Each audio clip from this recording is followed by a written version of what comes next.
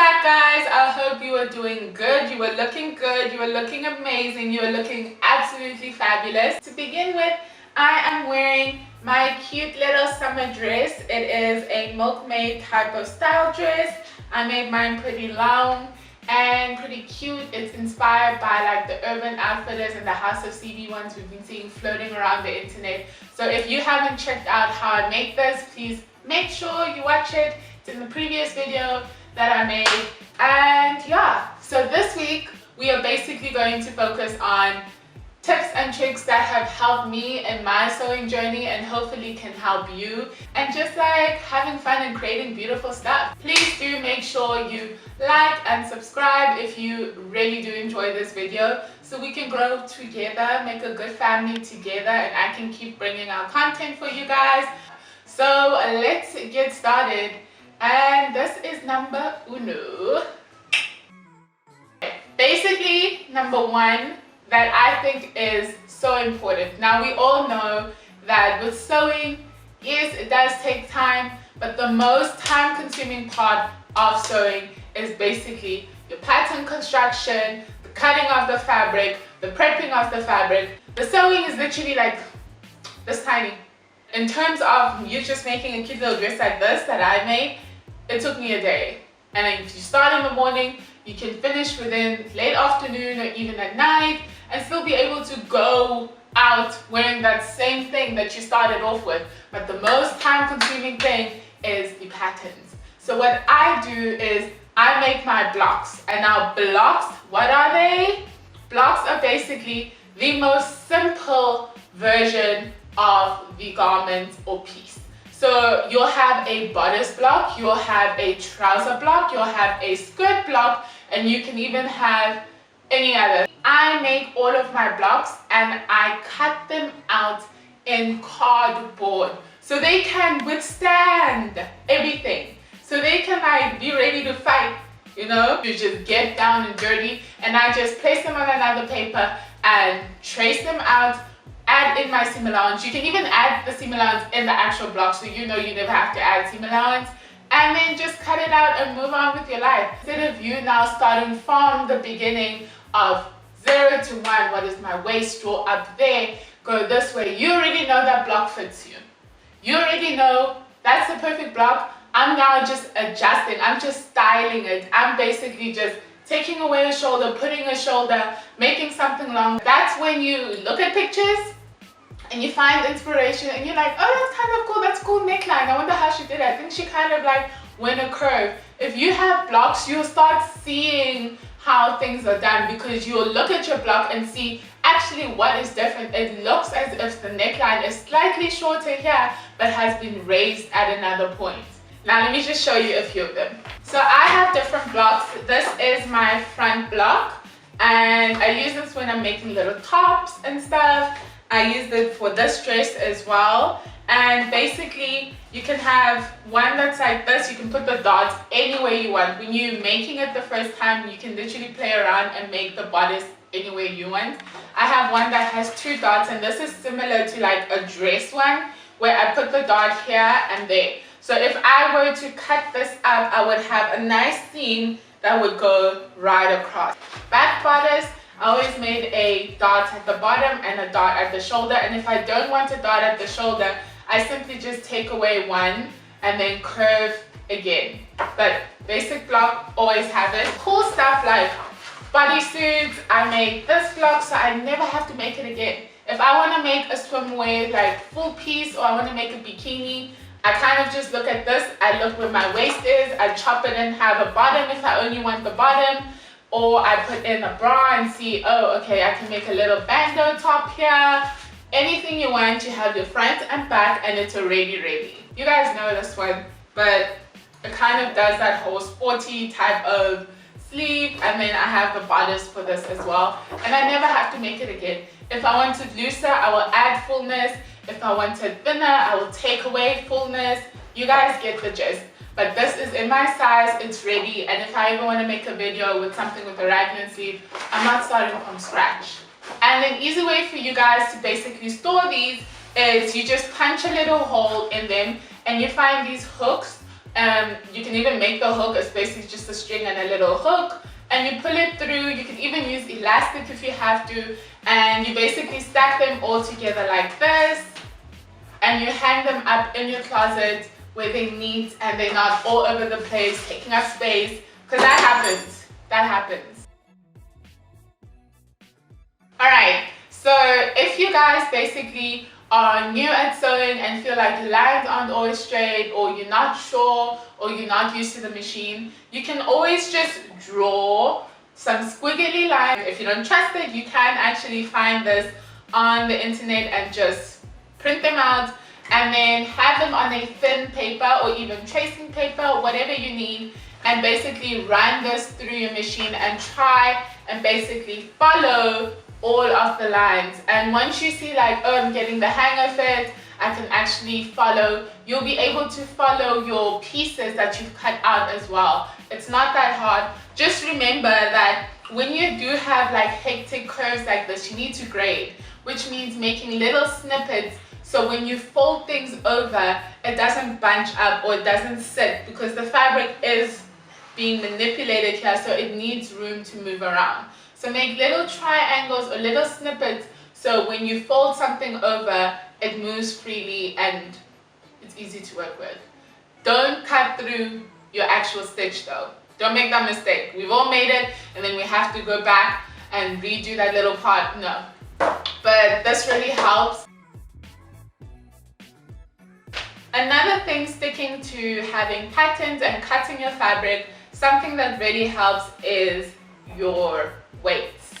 Now these are little weights that I bought. You can find these little weights at any like tool store as well, and if you can't really find them, I also use this. This is basically just like a candle holder that I found like at a home store, and just place them, plop them everywhere, and then place them back under my candles when I'm done. This really helps when you're cutting, because there's nothing worse than you're cutting something and your pattern shifts and now you don't know where you were, or you're a centimeter off, because when you're sewing, a centimeter is a lot, you know.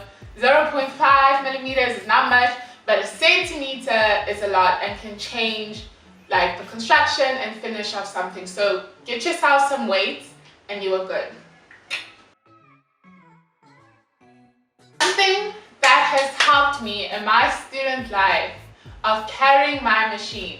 You guys can basically buy bags for your machine, like little bags to actually pick them up that can withstand life outside the house. But as a student, you kind of have to either travel with your machine, go on the train, go on a bus, walking with the machine and you're holding it. Now, they do sell these bags, but in South Africa, I'm not sure about everywhere else, they're kind of pricey. I ended up just using a small suitcase, and this small suitcase basically fits my machine perfectly. Now, this was my mom's. It's not a real Louis Relax, it's just a dupe. I'm guessing that's why she gave it to me.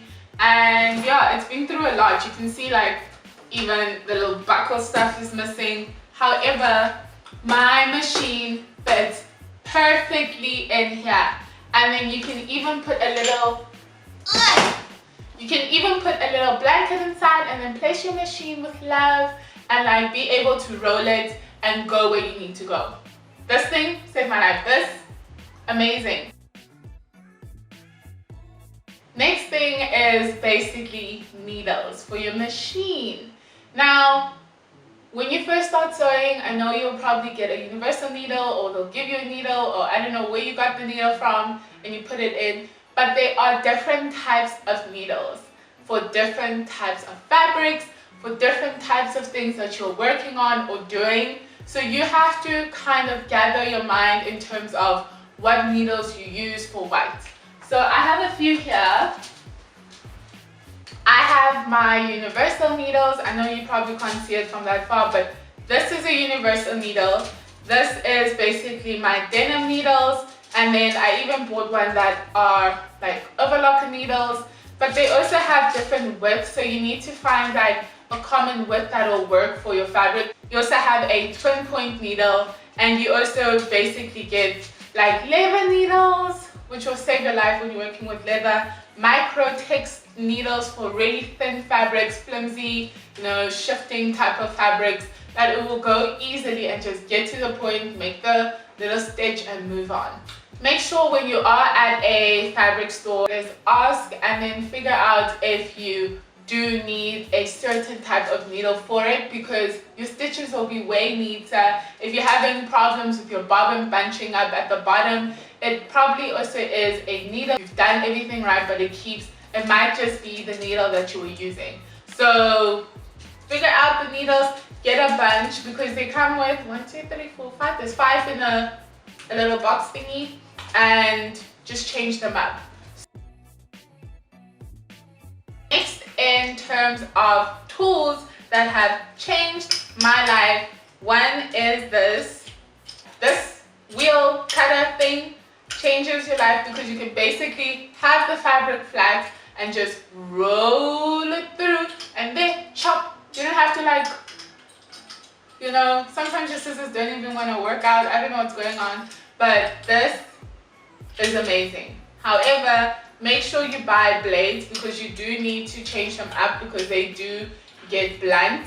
Next is basically my tracing wheel, which they kind of look similar, but one is for cutting and one is for tracing, and they come in different shapes and sizes. And basically when you're working on your master pattern, you basically draw your whole pattern, all the seams and everything are on it, and then you'll have to trace out each and every individual piece on another piece of pattern paper. So this is what you would trace with. You just put your cutting mat under, or anything that will help you trace and cut, and basically trace over the pieces, spreading them out on your new pattern paper, and you'll have individual pattern pieces there.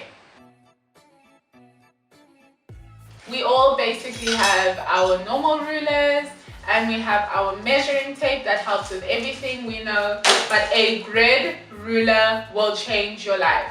So basically this is a grid ruler, and mine is plastic. It is transparent, so you're able to see through it, and with that you basically are able to make measurements or draw patterns with ease, because you see the line and everything just links.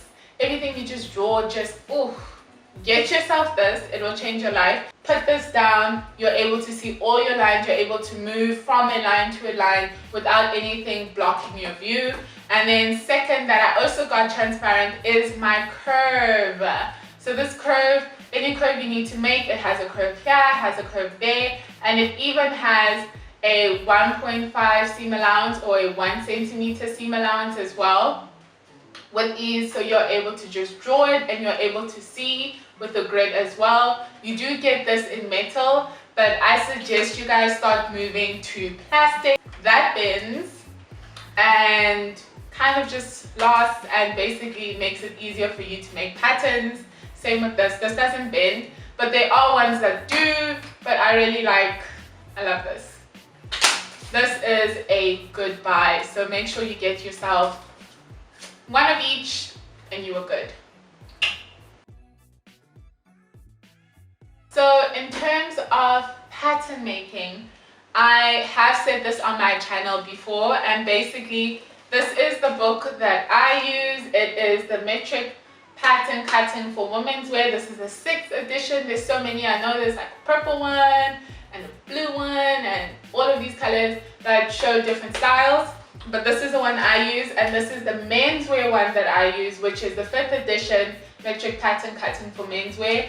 And basically all of my basic blocks that I've ever had I got from here, because it's so easy to follow. The steps are so easy to follow according to my measurements, and if I'm making anything for somebody else, it is also really easy to follow. Clear instructions, you draw it, you have it, you're good. And they give you so many different styles. Just these books make thousands of garments, and it really is such a good investment. It isn't expensive. This is so, it's worth it. I promise you it's worth it. But there are so many good books out there, so make sure you find one that works for you, that's easier for you.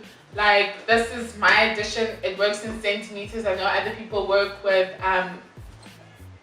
inches and yards instead of centimeters and meters. So find one that works for you, but this, I'm telling you, is amazing for me. I've never found any problem with it. Really easy to understand. Okay, another game changer is putting all of your beautiful sewing tools that you will need in one place. Now I got this little box. You can find them at any tool store. You can get big ones, small ones. Like, the more advanced you are, the bigger they will get, or you'll even be able to place stuff on your walls because you want ease to take them out. But when you are a beginner, I suggest you get like a little toolbox and be able to place your things in here easily. They have little compartments for like your buttons, for your pins, for your little type of stretch elastics, anything that you have, you can place in here, and it's still organized, easy to find, and simple to carry around if needed. The next one has basically started wars in households, and will definitely start one in my household if it's ever done, and that is anybody touching my fabric scissors. You guys have to have fabric scissors and paper scissors. You can't use the same scissors that is lying around. Everyone's using it, cutting paper, cutting threads, cutting a piece of chicken, cutting this, and then no, like fabric scissors need to be sharp. It is time consuming when you are using blunt scissors. It's bad for your fabric. Your edges look like absolute rubbish when you are using blunt scissors, and you just want a scissor that's gonna flow, cut through with ease, look good, you are good. Don't let anyone touch your fabric scissors. So buy a really good pair of scissors. I would even invest. Keep them sacred and keep them away from anybody that try to use them. Yeah. A few other tools that have changed my life. One is a loop turner, and this is basically something that helps you turn your little straps like this one inside out. So you'll just fold your strap in half, right side to right side, stitch along it, and then use this tool to turn it inside out. Next is I have this, which is a hole maker for like belts and stuff, and I also have an eyelet maker, so to make holes, to make eyelet holes, but I don't know where I placed it. This is why you have to put everything in your toolbox. With my eyelet holder, mine is a specific size, but you can find ones where you can change the size of the circle that you need. And basically I use that for all of my corsets or type of tops that I want to put a little string in. You can buy it. It looks similar to like this contraction here, but mine is just silver. Last is your fabric markers. So if you guys don't have fabric markers, there's different types. There's ones that disappear when you apply heat. There's fabric markers that disappear when you apply water. And then you could even use a bar of soap and just draw on your fabric when needed to show seam allowance or anything that you want, where you want to place a pocket, whatever you need to be drawing, either dots. You can use a bar of soap, and the easiest thing is when you put it in the washing or when you use a little cloth over it or wet wipe, it goes away because it's soap. Hope you guys enjoyed this little tips and tricks that I kind of work with. This is just a few, the list can go on, but these are the ones that I honestly live by, and I hope you guys enjoyed. So if you did, make sure you like and subscribe. Make sure you hit the notification button so you know when I'm releasing a new video, and I shall see you guys next week. Bye.